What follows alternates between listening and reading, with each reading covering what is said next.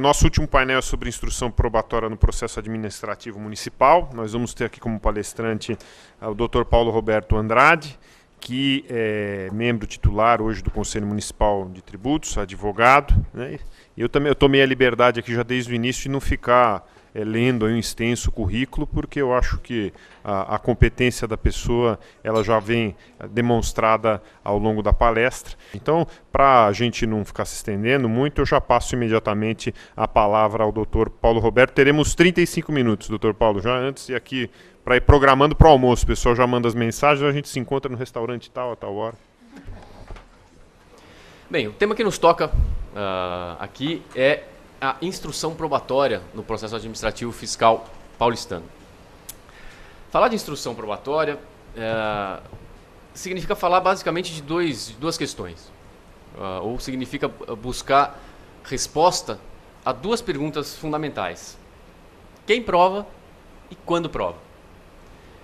A pergunta quem prova envolve se identificar, acima de tudo, como se distribuem os ônus probatórios entre as partes, entre fisco e contribuinte. Que fatos compete ao fisco demonstrar na perseguição do crédito tributário e que fatos compete ao contribuinte demonstrar na objeção a esse direito reclamado pelo fisco. Então, investigar quem prova significa identificar qual direito se sacrifica, o do fisco ou do contribuinte, diante da constatação de insuficiência na produção da prova. Esse é o dilema com o qual nós, que estamos conselheiros, lidamos diariamente. E quando prova, eu estou falando essencialmente da questão super polêmica da preclusão no processo administrativo. Quer dizer, a parte até quando o contribuinte pode produzir prova para objetar a pretensão do fisco. Existe um limite temporal, como existe no processo judicial, claramente, ou não? Então, eu vou distribuir a minha apresentação em 3 tópicos. No primeiro, vamos tratar de como se distribuem os ônus probatórios, quem prova, o quê. No segundo, vou tratar do aspecto temporal da prova, preclusão. E no terceiro e último momento, eu selecionei alguns acórdãos recentes do CMT em que esses assuntos vieram à tona, em sessões de julgamento das quais eu participei, e vou apresentar rapidamente como que o CMT tem lidado com esse assunto. Bom, ingressando então já na primeira parte, quem prova, o ponto de partida dessa investigação é, sem a menor dúvida, o artigo 333 do CPC. Embora seja um dispositivo de processo judicial, a doutrina tributarista, em uníssono, aceita a aplicação desse dispositivo no âmbito do processo administrativo. Como todos nós sabemos, o artigo 363 ele trabalha com critérios a priorísticos de distribuição dos ônus entre as partes. Então diz o artigo que compete ao autor a prova dos fatos constitutivos do seu direito e compete ao réu a prova dos fatos impeditivos, modificativos ou extintivos do direito reclamado pelo autor. Essa construção teórica é muito bem feita, né? muito facilmente compreensível na teoria. Fatos constitutivos de um lado, modificativos, extintivos de outro. Na prática, nem sempre é fácil se identificar se nós estamos diante de um fato que constitui o direito ou que modifica o direito. Consequentemente, nem sempre é tão claro saber a que parte cabe a prova desse fato. Mas a verdade é que essa regra a priorística consagrada no artigo 363 do CPC, ela vem já de muito tempo sendo mitigada na jurisprudência. Existe uma tendência jurisprudencial, estou falando do processo judicial ainda, inequívoca de abandonar, ou se não abandonar, de mitigar essa regra fria, rígida, de que os ônus devem ser distribuídos através desses critérios pré-definidos pelo legislador.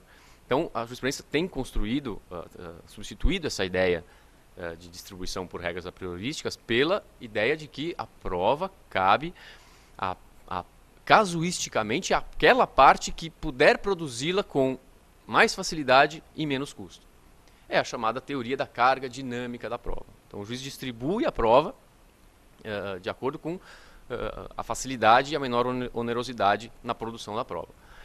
Eu menciono aqui um recurso especial do STJ em que essa teoria da distribuição da prova segundo a carga dinâmica, em que essa teoria é muito bem destrinchada pela ministra Nancy Andrighi. Fica aí de referência para quem quiser se aprofundar.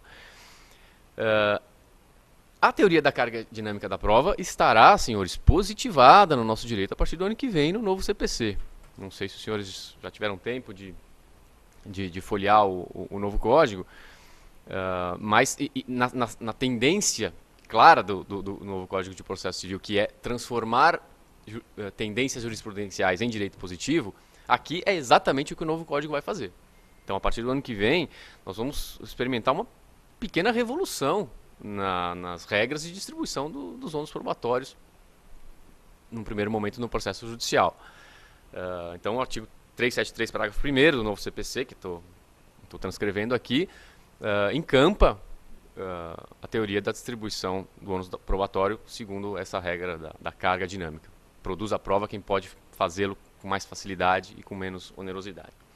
Pois bem, como é que a gente transporta todos esses ensinamentos e toda essa evolução do processo judicial para o processo administrativo?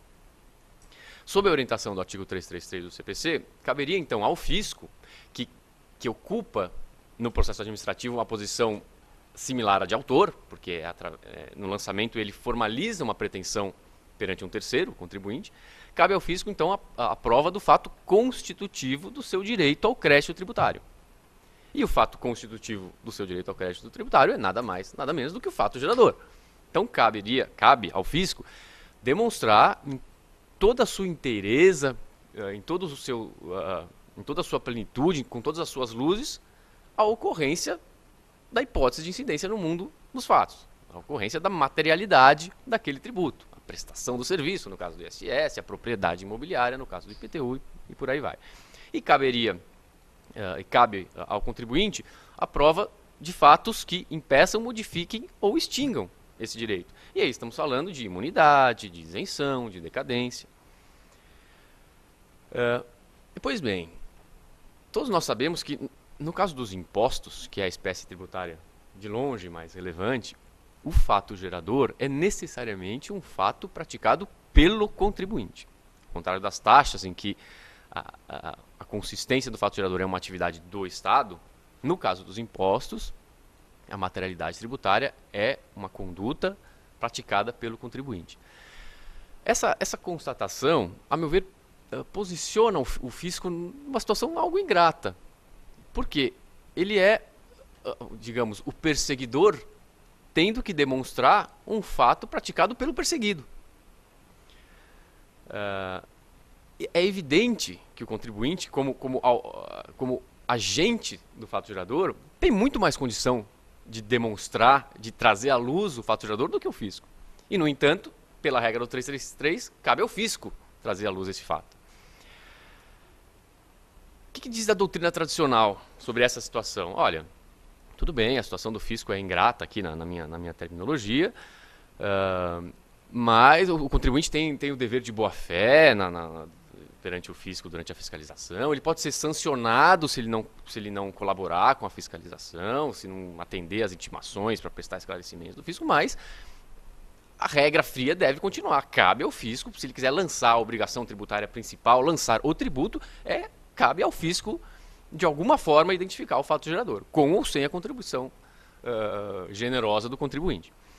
Diz a doutrina, então, que a única situação em que essa tarefa, esse fardo probatório do fisco é facilitada é na hipótese de existir uma presunção legal relativa em favor do fisco. A presunção, acho que todos aqui sabemos, é um instituto aurido do direito privado e que é no fundo, uma grande ferramenta do pensamento.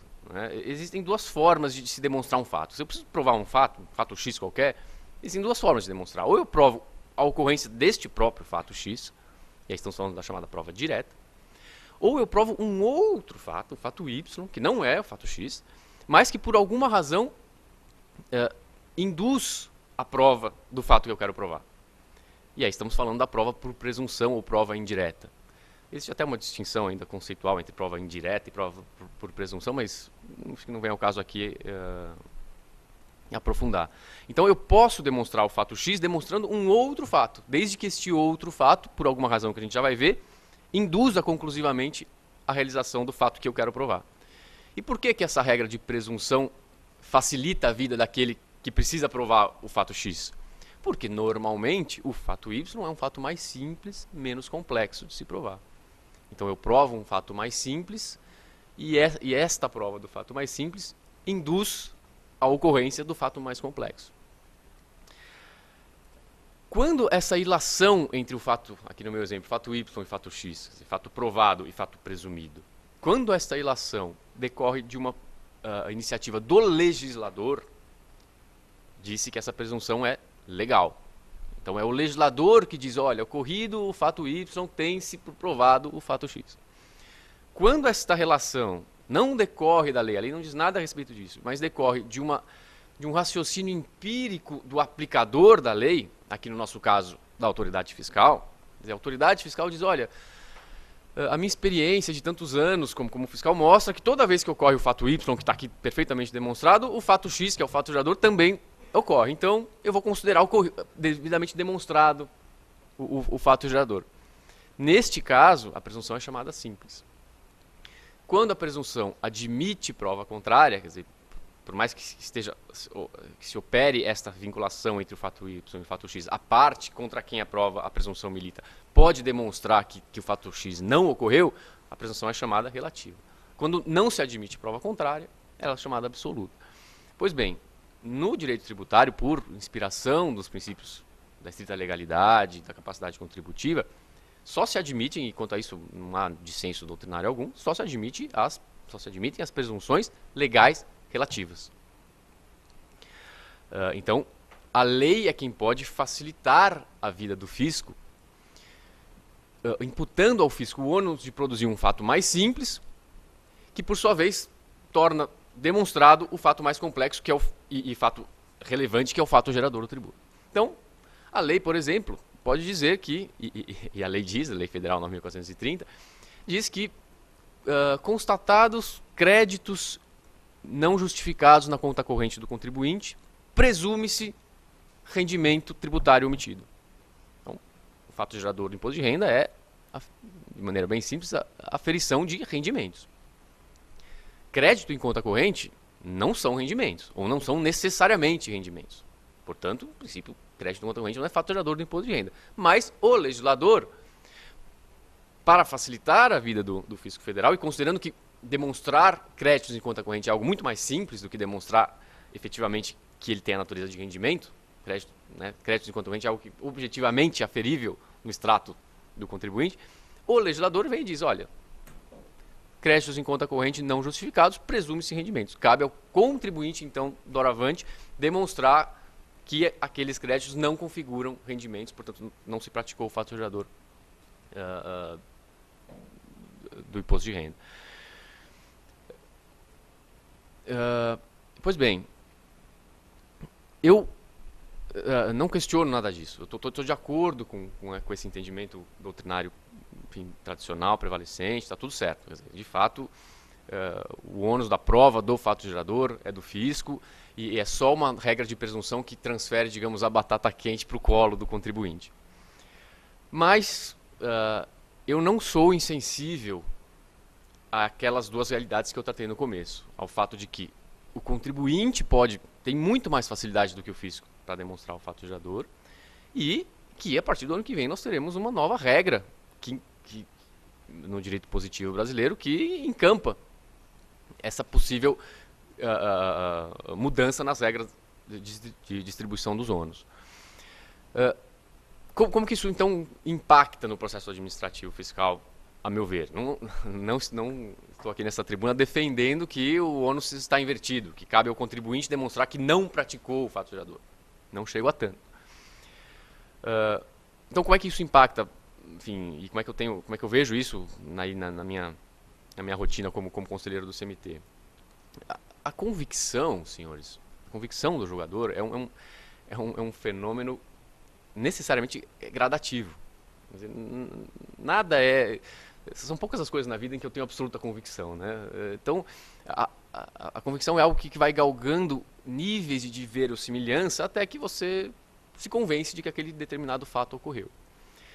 Pois eu acho que essas duas realidades que eu me referi, repito, a teoria da carga dinâmica agora positivada e a evidente maior facilidade que o contribuinte tem de provar os fatos que ele mesmo praticou, a meu ver, calibram o limite em que eu considero o fato gerador provado de uma maneira menos rigorosa para o fisco. Né? Então, eu entendo que o fisco ele não precisa trazer à luz o fato gerador com a absoluta nitidez, com os seus contornos perfeitamente delimitados. Eu acho que basta ao fisco demonstrar o que eu chamaria de materialidade mínima. Ele traz os contornos básicos, essenciais do fato gerador tributário. Dali para frente, eu tenho por realizado, eu tenho por demonstrado o fato gerador, caberá então ao contribuinte demonstrar os fatos impeditivos, modificativos ou extintivos. Então é essa sensibilidade que eu tenho, enfim, tenho manifestado nos meus votos como conselheiro do CMT. Passo então ao segundo momento da minha exposição, que é a questão da preclusão administrativa. Quando se prova? Aqui o ponto de partida é uma regra já do processo administrativo mesmo, e não uma regra do Código de Processo Civil. Eu me refiro aos artigos 45 e seguintes do Decreto Municipal 50895 de 2009, que, aliás, são a reprodução ipsis literis dos artigos 16 e seguintes do Decreto Federal 70235. Portanto, todas as lições doutrinárias e toda a jurisprudência muito mais rica e numerosa para o processo administrativo federal, elas valem aqui no estudo da regra do processo administrativo municipal. Então, o que diz o artigo 45? Caput. A prova documental deve ser apresentada na impugnação. Prova documental que é, sem dúvida, a rainha das provas no processo administrativo fiscal. Né? Quase tudo se resolve no processo administrativo fiscal com documentos. Raríssimo você vê outros meios de prova. Então, diz o artigo 45 que a prova documental tem que ser trazida na impugnação. Um aspecto super importante é a impugnação, senhores, que inaugura a chamada fase contenciosa do processo administrativo. E é só na fase contenciosa que se cogita falar de contraditório e ampla defesa e os princípios constitucionais que informam o processo administrativo. Antes da impugnação, o processo administrativo vive a sua chamada fase inquisitória, na qual não se aplica contraditório e ampla defesa. A fase inquisitória, a fase de fiscalização, ela transcorre por conveniência exclusiva do fisco. Então, o fisco não precisa dar satisfação para o contribuinte, muito menos satisfação para esses princípios tão caros do processo administrativo, contraditório e ampla defesa, antes da lavratura do auto e antes da impugnação. Eu digo isso porque é muito comum o contribuinte impugnar o auto de infração sustentando a nulidade do auto porque não foi intimado durante a fiscalização a prestar os esclarecimentos, a juntar os documentos. Isso não é vício que anule o auto de infração. Se você não foi instado a apresentar documentos durante a fase inquisitória, faça-o na impugnação, faça-o na fase contenciosa. Outro aspecto muito importante no que diz respeito à produção probatória quando da impugnação é uma certa confusão que a gente percebe no nosso dia a dia entre prova documental e prova pericial. É muito comum o contribuinte distinguir a prova documental da prova pericial por um critério quantitativo. Quer dizer, se eu preciso juntar uma quantidade de notas fiscais, uma quantidade baixa, então isso é prova documental, eu junto na impugnação. Se a quantidade é grande, então na verdade a prova documental se converteria em prova pericial e aí em vez de eu juntar na impugnação, eu peço a perícia. Perícia, no processo administrativo, é como como é que é o caviar do Zeca Pagodinho, né? Eu nunca vi, nem ouvi, só ouço falar. Né? Nunca vi perícia em processo administrativo. Então, não é a quantidade de documentos que converte esta prova em prova pericial. Se a coisa se resolve com documentos, não importa quão numerosos eles sejam, junte-os na impugnação.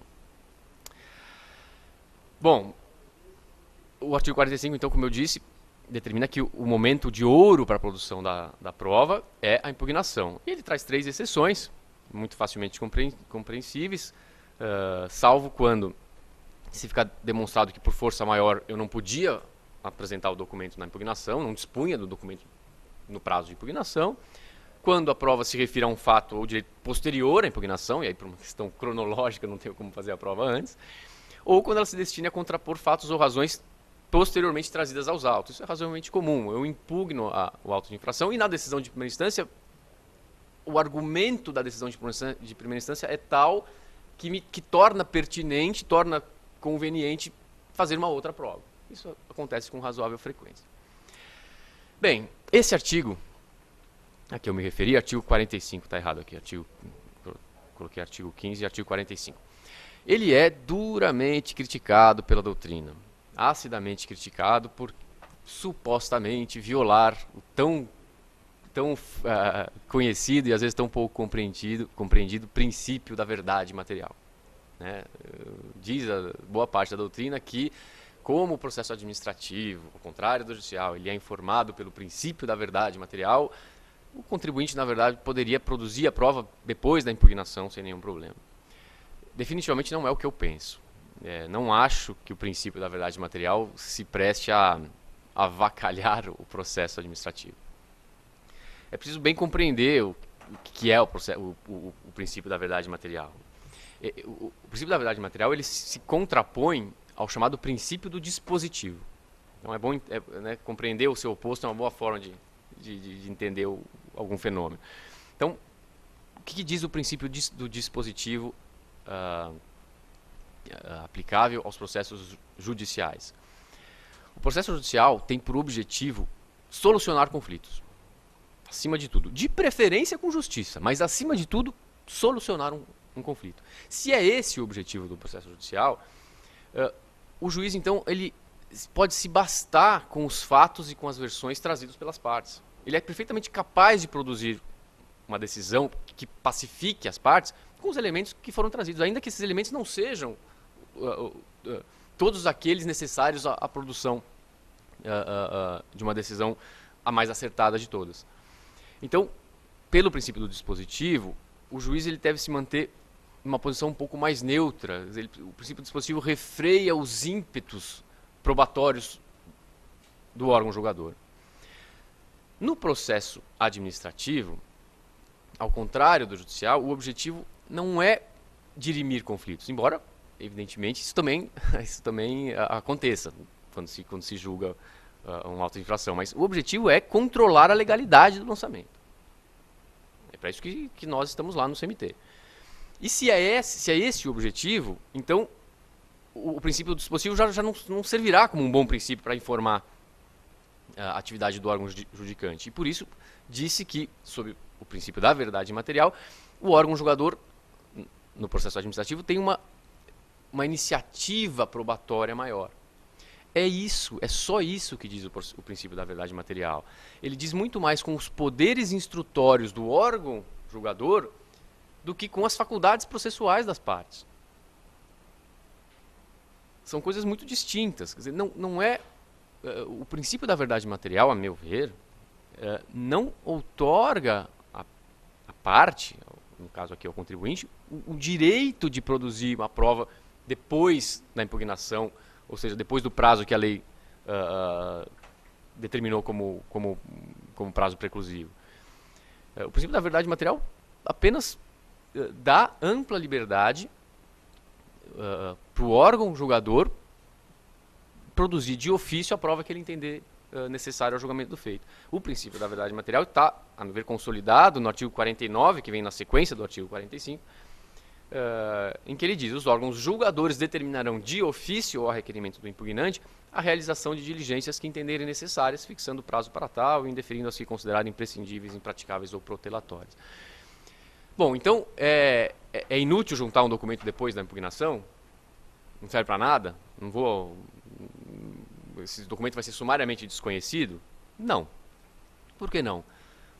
Por quê? Ora, se o órgão julgador pode, sob inspiração do princípio da verdade material, produzir e apreciar uma prova que sequer foi trazida pelas partes, com mais razão, ele pode apreciar uma prova que foi trazida tardiamente pela parte. Quem pode o mais, pode o menos. Então, trazer um documento depois da impugnação é uma providência recomendável, que pode ser útil, mas é preciso ficar claro que não há um direito à produção dessa prova. Então, quer dizer, como é que a coisa fica resolvida? Eu acho que o artigo 45, que diz que a prova tem que ser produzida na impugnação, no meu ver, não vejo nenhum vício de constitucionalidade nesse dispositivo. E, além do mais, se houvesse, como já foi dito aqui nas palestras anteriores, nós não poderíamos afastar essa regra, porque a gente não pode julgar o fundamento de inconstitucionalidade. Então, existe sim preclusão administrativa, o contribuinte não tem o direito de juntar documentos a qualquer momento depois da impugnação. Mas os documentos que ele traz com a impugnação, ou até a impugnação, ele é obrigado, o órgão julgador é obrigado a apreciá-lo e considerá-lo no momento de proferir a decisão. Mas se o documento é juntado depois da preclusão, depois da impugnação, depois do momento em que preclui esse direito, o julgador pode considerar se entender necessário ao seu critério. Percebam a diferença, né? Uma coisa, eu tenho o direito a juntar a prova e exigir que essa prova seja apreciada pelo órgão julgador. Esse direito, a meu ver, vai até a impugnação. Depois da impugnação, ele pode vir a ser útil se o julgador entender, por inspiração do princípio, aí sim, da verdade material, que aquele documento é relevante. Eu vou fazer o seguinte, eu encerro aqui o segundo momento da minha exposição. Iria iniciar o terceiro momento. Como eu disse, eu ia abordar 3 acórdãos recentes do CMT em que esses assuntos todos foram tratados e eu proferi voto, aliás fui voto vencido em todos eles, mas em razão do adiantado da hora e também porque vale muito mais a pena para os senhores ouvirem as considerações do Dr. Miniquilo do que as minhas últimas, eu fico aqui só a referência, se os senhores tiverem interesse, busquem no site do CMT, no site da Prefeitura, na seção do CMT, a íntegra desses 3 julgados que eu estou me referindo aqui, esse 2013-0379-4922 da Terceira Câmara, o 2014-0176-163, dígito 8 da Quarta Câmara, e o 2014-0331-0552 também da Quarta Câmara. Depois enquanto o Dr. Miniquilo fala, eu coloco aqui o número de novo. E assim encerro a minha exposição, agradeço a atenção, fico à disposição. Muito obrigado, doutor Paulo. A minha tarefa é ingrata, né? Ficar controlando o tempo, mas não é, de novo, é para melhor aqui gestão do evento, porque estava super interessante, eu estava curioso sobre a abordagem a respeito dos acordos, imagino que os senhores também, mas eu acho que a gente pode voltar nos debates, né? A gente pode voltar a tratar disso, então já passo imediatamente a palavra ao doutor Marcos Miniquilo. A palestra que foi feita agora, o poder de síntese que teve o Dr. Paulo para apresentar aí os pontos principais, né, da apresentação e produção de prova no processo administrativo. Acho que ele abordou todos os pontos, mas eu quero só enfatizar alguns que divido até com ele, compartilho do mesmo entendimento, mas chamar a atenção para alguns pontos. De fato, a nossa legislação, assim como também no Código de Processo Civil, e também nos outros tribunais administrativos, né, há legislações muito claras dizendo do momento da apresentação da prova, né? E no âmbito do processo administrativo, esses momentos estão bem delimitados. No caso, então, o contribuinte deve produzir a prova com a apresentação da impugnação. Mas nós, julgadores, que desempenhamos lá um papel importantíssimo, né, todos nós, conselheiros, seja representantes dos munícipes, seja representantes da Fazenda, desempenhamos lá um papel importantíssimo, que é controlar a legalidade desses lançamentos. E controlar a legalidade desses lançamentos implica dizer em controlar também, né, a certeza e liquidez desse crédito tributário, que posteriormente vai ser exigido pelo âmbito judicial. Então lá nós desempenhamos um papel importantíssimo, né, que seria até quase que um controle de qualidade desse crédito tributário que vai ser exigido, no nosso caso aqui, pela Prefeitura do município de São Paulo. Então, a nossa responsabilidade é tamanha, não só para permitir que o município tenha certeza daquele lançamento, daquele crédito tributário que ele vai cobrar, como também para que o município evite custos adicionais. Sucumbência, por exemplo, ao exigir no judiciário um crédito infundado, um crédito ilegal. Então é por isso que, pautado nesse princípio que rege o processo administrativo tributário, que é o princípio da busca da verdade material, eu particularmente, né, tenho uma tendência de aceitar a produção de prova, mesmo depois desses momentos definidos no processo administrativo. Então, doutor Paulo, ainda que tenhamos aí a concordância que a legislação delimita esses momentos, me parece que a busca da verdade material ela acaba regendo, pelo menos o meu entendimento, de que nós devemos sim aceitar documentos ou qualquer prova produzida, mesmo depois daqueles momentos. Porque o fim maior é verificar se aquele lançamento, né, que está ali posto, fundado às vezes em presunções, fundados em provas, ou como a busca lá da materialidade mínima, se não é dada a oportunidade para o contribuinte apresentar, num outro momento, uma prova que ele só conseguiu produzir posteriormente, seja lá por que razão, mas que vai contribuir sim para a formação da nossa convicção de julgadores, eu penso que nós temos sim a responsabilidade até de acatar esse documento. É lógico que a própria legislação já permite isso e pondera, né, que nós devamos mesmo aceitar esses documentos. Então, com muita parcimônia, com muita responsabilidade, até nas suas palavras, não avacalhar o processo administrativo, porque senão, de outro lado, o processo tem um início, tem um meio e tem um fim, não é? Se também se permitir que o contribuinte a todo momento apresente prova documental, esse processo não vai ter término, né? E também aí pautado num princípio agora inserido na Constituição Federal, né, o processo tem que ter uma duração razoável. Então, conjugando todos esses princípios, eu penso que nós devamos sim aceitar provas produzidas mesmo após esses momentos. Até porque o nosso tribunal ainda está evoluindo, né? O nosso tribunal ele foi instituído por uma lei de 2005, então vai completar agora em 2015 10 anos, e eu busquei alguns julgados do CARF, né, e até do TIT também, para ver como é que o CARF tem se posicionado sobre esse tema. E lá já há alguns julgados admitindo provas extemporâneas, né, fundado na busca da verdade material, também no âmbito do TIT. Agora, uma questão que está posta lá e que ainda não tem muita solução é a seguinte, que talvez a gente vai ter que enfrentar, né? Prova produzida em segunda instância, que não foi apresentada para o julgador de primeira instância. Que efeito ela terá? Poderá ser apreciada pelo julgador de segunda instância sem que o julgador de primeira instância tenha se manifestado? Ao apreciar essa prova em segunda instância, sem que o primeiro julgador monocrático tenha apreciado, estará se ferindo o duplo grau de jurisdição? Bom, eu não tenho a resposta para isso. Mas eu penso até que a gente poderia, né, considerando que o órgão administrativo colegiado, composto por representantes dos contribuintes, representantes da Fazenda, e o processo ali posto a julgamento está pronto, está maduro, a gente poderia utilizar a teoria da causa madura. Quer dizer, um órgão mais habilitado, mais qualificado do que um julgador monocrático estaria dando uma solução para aquele caso, ponderando aquela prova que foi apresentada extemporaneamente. Então, até como a doutora Nathalie falou, o processo administrativo ele é rico, né, porque nós não podemos discutir questões de ilegalidade ou inconstitucionalidade. Mas, mesmo assim, há uma riqueza, né, sobretudo de fatos, para serem levados e discutidos para afastar a materialidade, diminuir base de cálculo, definir critério temporal. Então, se há essa riqueza de fatos, elas precisam ser ponderadas e apreciadas com base em provas, né? E é curioso porque eu tive um caso em que o contribuinte não conseguiu fazer a prova do pagamento do imposto, apesar de tê-lo pago.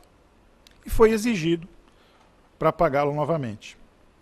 E, tempestivamente, ele não conseguiu apresentar essa prova, que era uma simples guia de pagamento daquele tributo. Mas ele tinha isso contabilizado, né? E já há decisões no âmbito judiciário que a contabilização produz prova contra terceiros, aquela contabilização feita de acordo com a lei antiga lei comercial, agora a lei civil, né?